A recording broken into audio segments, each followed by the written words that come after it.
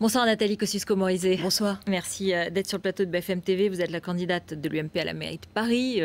Après la primaire dont on a longuement parlé ici, vous êtes toujours députée de Longjumeau, bien sûr. Un mot quand même sur l'actualité avant de parler de Paris. Dans l'affaire de l'arbitrage Bernard Tapie, on entend que l'État se portera sans doute vraisemblablement partie civile. Et on lit ça et là que c'est Nicolas Sarkozy qui est visé derrière Bernard Tapie, que les juges s'intéressent en fait à une réunion à l'Élysée à laquelle aurait participé Claude Guéant. Et du coup, est-ce que vous partagez le sentiment de certains qui disent que c'est Nicolas Sarkozy qu'on va chercher dans cette affaire ? Qu'il y ait des gens qui aient la volonté de multiplier les affaires pour aller derrière chercher Nicolas Sarkozy, j'en ai pas doute. Sur celle-là en particulier, je ne saurais dire. Et de toute façon, il y a des gardes à vue qui sont en cours. Je ne sais pas si on peut dire des choses vraiment très pertinentes sur cette affaire, si ce n'est que pour connaître une des protagonistes bien de l'affaire, Christine Lagarde, moi je veux dire que c'est quelqu'un d'extrêmement estimable, avec lequel j'ai eu beaucoup de plaisir à travailler quand elle était ministre, et qui, je crois, tient bien sa place et la place de la France là où elle est aujourd'hui. C'est intéressant parce que justement, j'allais vous poser la question. J'avais noté que seule Valérie Pécresse l'avait soutenue. Vous la soutenez ce soir de façon officielle et claire. Ah, mais moi j'ai vu agir Christine Lagarde sur des sujets qui étaient dans le cœur de son portefeuille. Je l'ai vu aussi d'ailleurs agir sur d'autres sujets, par exemple sur la place des femmes dans les grandes entreprises publiques. J'ai vu Christine Lagarde avoir des dossiers comme ça de femmes à placer dans les conseils d'administration, les pousser, les imposer. Je dis ça parce que ça m'avait beaucoup frappé, parce qu'il y a des gens qui disent des choses et puis il y a des gens qui font. Et je l'ai vu faire là où tout le monde ne fait pas, et je trouve que c'est quelqu'un de très estimable. Donc ce soir, vous la soutenez clairement et c'est important. Vous n'avez aucun doute sur une implication, un choix d'arbitrage qui ne serait pas justifié. Elle a défendu les intérêts de l'État. C'est quelqu'un que j'ai toujours vu agir de manière précise, de manière conforme aux intérêts de l'État, mais aussi plus fortement à ses convictions. C'est ça que je veux dire aussi dans cette histoire de placer les femmes dans les conseils d'administration. C'est quelqu'un que j'ai vu faire en petit cercle ce qu'elle disait en public. Stéphane Richard, s'il était mis en examen, il pourrait rester à la tête d'Orange. C'est vraiment quelque chose qui lui appartient et qui appartient à la tutelle. Vous avez parlé des femmes en politique, de Christine Lagarde qu'on vient d'évoquer. Je sais que vous détestez cette question et qu'elle vous agace, bien sûr. Mais moi, comme femme journaliste politique, elle m'intéresse. La bataille qui s'annonce avec Anne Hidalgo, elle intéresse au-delà des frontières. Il y a des papiers dans la presse internationale là-dessus. Est-ce que cette bataille, elle va être exactement comme toutes les batailles d'hommes ? Ou est-ce qu'il y aura une manière spécifique de faire de la politique, de mener une bataille ? Est-ce que vous vous dites, il y a des coups que je ne m'autoriserai pas ou pas ? Le problème, c'est pas cette question m'agace, c'est que je la trouve toujours... Pour moi, c'est une question un peu ambiguë, un peu paradoxale, un peu piège, d'une certaine manière, pour toutes les femmes. Parce que... On commence par prêter aux femmes des qualités particulières.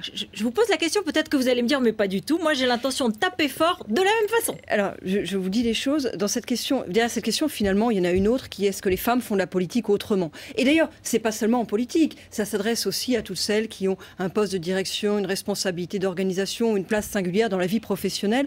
Est-ce qu'on est différente ? Moi, c'est une question qui me laisse toujours un peu mal à l'aise. Pourquoi ?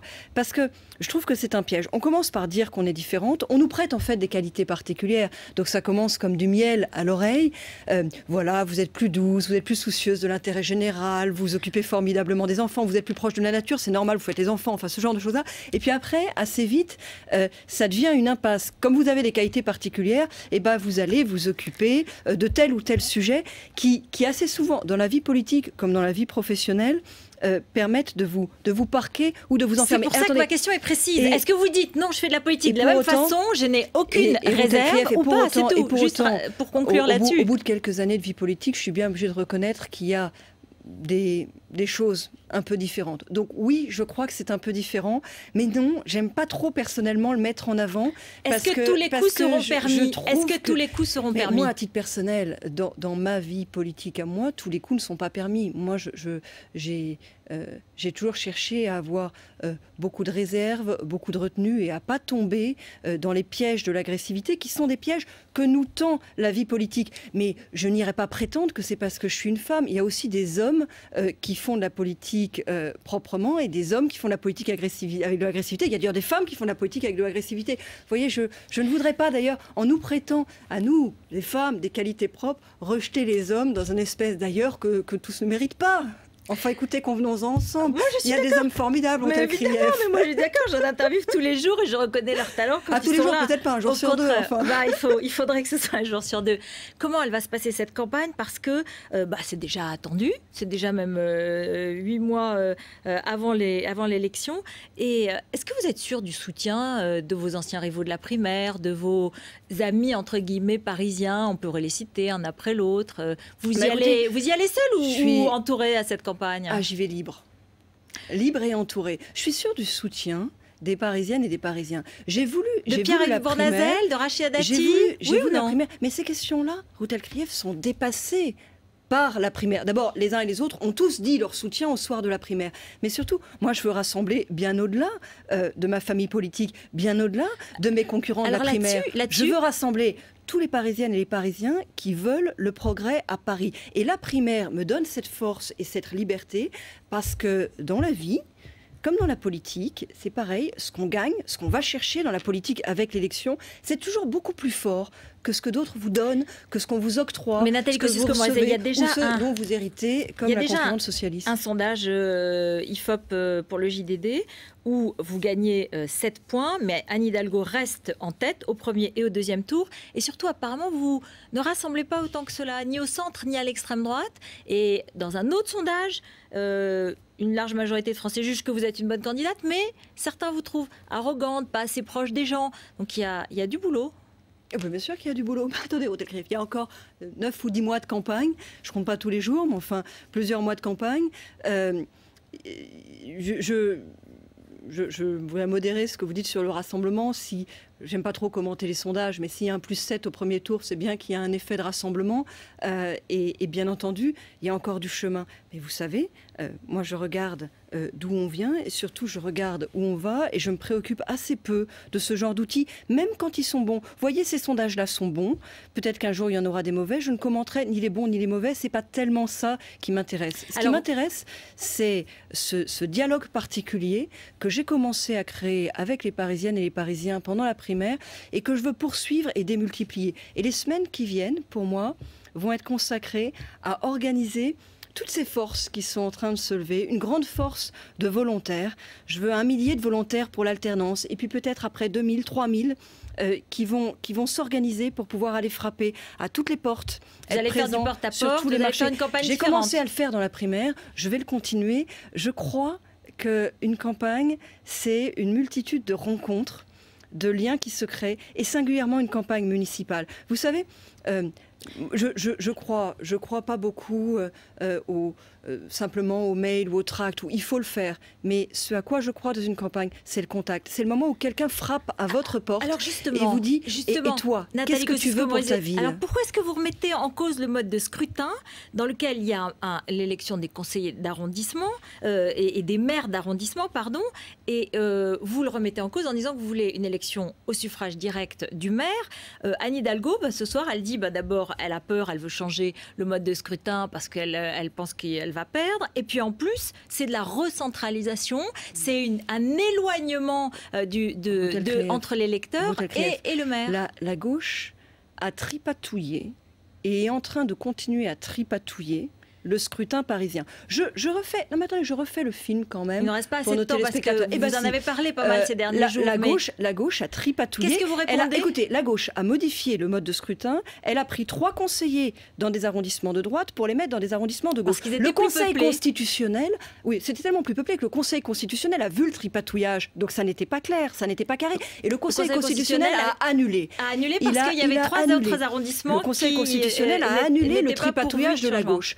Et la gauche se prépare à retripatouiller, c'est-à-dire qu'ils sont en train de nous redéposer un projet de loi avec à nouveau tripatouillage et on déplace les conseillers de Paris d'ici ou de là. Moi je dis, tripatouiller comme ça à un an d'élection, de toute façon, en soi, manipuler le scrutin, c'est pas bien. Et ça témoigne d'une grande fébrilité de la part de la gauche et de la candidate socialiste. Et puis le faire à moins d'un an d'élection, puisqu'ils ont tripatouillé, la loi électorale est annulée, il faut passer une nouvelle loi électorale. Moi, je dis profitons-en dans ce cas-là pour avoir au moins un scrutin clair et transparent, comme il y a dans l'immense majorité des communes de France. Est-ce que c'est pas parce que vous trouvez pas un arrondissement où atterrir, parce que c'est pas parce que vous avez peur de ce mode de scrutin, et est-ce que vous vous sentez pas assez forte? C'est Krief. Je crois que la gauche a peur du peuple. Je crois que la gauche a peur du peuple. On a un scrutin qui n'est pas bien clair, c'est compliqué. On vote dans les arrondissements pour un maire qui est élu de manière indirecte.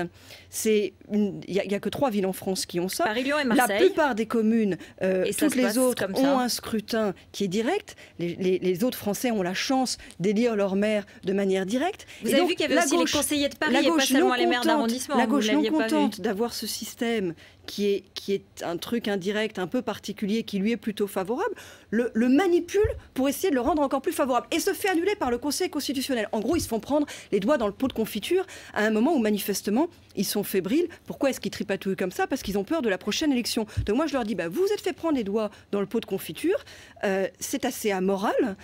Profitons de cette occasion, puisqu'il faut de toute façon repasser une loi électorale, plutôt que de retripatouiller pour passer une loi qui soit plus claire, plus transparente, et qui ne soit pas une recentralisation. Une recentralisation. Mais pas du tout. Il y aurait toujours des maires d'arrondissement, et d'ailleurs ça conforterait les maires d'arrondissement, parce qu'aujourd'hui les gens votent un peu pour le maire d'arrondissement, un peu pour le maire de Paris, ils ne savent pas très bien pour qui. Moi je propose qu'on vote pour son maire d'arrondissement d'un côté et pour le maire de Paris d'un autre côté. Ça permettra d'avoir un maire qui soit élu de manière plus directe. C'est une forme de responsabilité plus forte. Je crois que c'est faire justice aux Parisiens. D'ailleurs, vous savez pourquoi il n'y avait pas ce scrutin-là à Paris?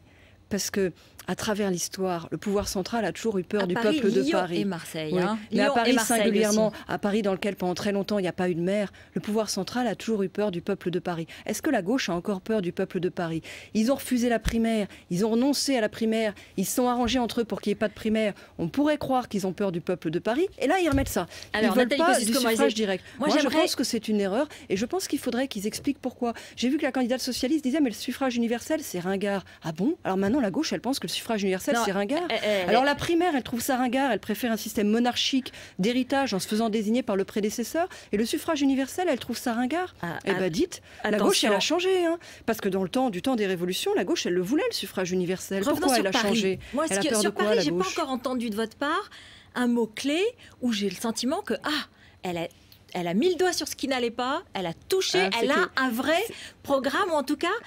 elle va apporter quelque chose. C'est qu'il y a plusieurs choses qu'il ne faut pas. Il n'y a pas un mot-clé. En un mot, qu'est-ce que vous apporteriez à Paris? En un mot ou en une idée. Qu'est-ce qui manque aujourd'hui et que vous allez apporter? Aujourd'hui, on pourrait rentrer dans le détail des sujets qui mobilisent les Parisiens, la sécurité, le logement, l'emploi, la propreté. Non, justement, mais je dirais s'il devait y avoir qu'un mot, c'est qu'aujourd'hui, les Parisiens, et pour beaucoup les Français, demandent à être à nouveau fiers de Paris.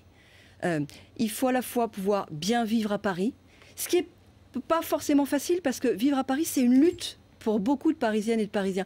Mais il faut aussi pouvoir être fier de Paris. Parce que Paris, c'est non seulement la ville où on vit, mais c'est aussi beaucoup plus que ça. C'est une capitale, c'est une vocation historique. Et aujourd'hui, il y a beaucoup de Parisiennes et de Parisiens qui ont le sentiment d'un déclassement économique et culturel. Et les deux sont liés. On ne peut pas être longtemps une grande capitale culturelle si on est déclassé économiquement. Alors ça passe par un tas de mesures concrètes, mais je sens que je vais vous agacer. On aura tout le temps de le faire. Juste un mot. Mais vous voyez, vous ne nous laissez jamais le temps quand il s'agit de rentrer dans le concret. Non, on va le faire. On a 9 mois de campagne. On va le faire. Juste un mot. Patrick Buisson, votre meilleur ami, il donne une interview au Monde samedi et il avait dit que vous étiez la meilleure pour perdre Paris et il argumente. Il dit Londres et Rome ont été repris à la gauche par des tenants d'une franche alternative. Et puis il va plus loin. Il essaye de faire le lien entre les manifestations contre le mariage homosexuel et la campagne de Nicolas Sarkozy, dont vous étiez la porte-parole. Et donc lui, il dit, il y a un continuum parfait, je cite, entre la campagne de Nicolas Sarkozy et la mobilisation de centaines de milliers de Français pour les questions sociétales. Du coup, vous ne dites pas, oh là là, j'ai représenté cette campagne-là. Je regrette d'abord que vous ayez coupé un développement sur le projet pour Paris. On aura le temps de le faire. Pour parler de Patrick Buisson, ce qui, personnellement, m'intéresse beaucoup moins, et je crois intéresse beaucoup moins les Parisiennes et les Parisiens. Il y a une seule continuité dans cette ligne, qui est le manque de goût pour la démocratie. au soir de l'élection de la primaire, alors que plus de 20 000 Parisiennes et Parisiens s'étaient mobilisés pour la primaire, on a ce conseiller qui a dit finalement les Parisiens ont mal choisi, ils n'ont pas choisi la bonne candidate. Moi je crois que ça marque avant tout, c'est finalement pas si illogique, c'est la marque d'une tradition dans laquelle on n'aime pas la démocratie, dans laquelle on conteste le suffrage universel. Tiens, ils ont peut-être des choses à se dire avec la gauche. Merci beaucoup Nathalie Kosciusko-Morizet. Je pense que vous reviendrez, on aura tout le temps de parler de beaucoup d'autres Avec sujets. Plaisir, les berges, la sécurité à Paris, Nicolas Sarkozy qui reviendra pas. Merci beaucoup. Merci à vous.